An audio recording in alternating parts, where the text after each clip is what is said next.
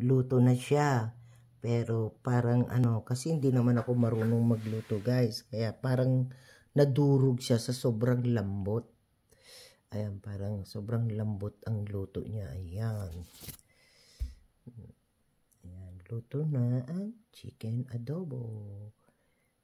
Nadurog-durog na sa sobrang lambot niya guys. Ayan. Ay, mainit. Ayan. Kita nyo guys. Oh.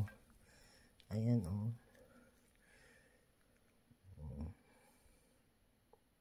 Ayan guys.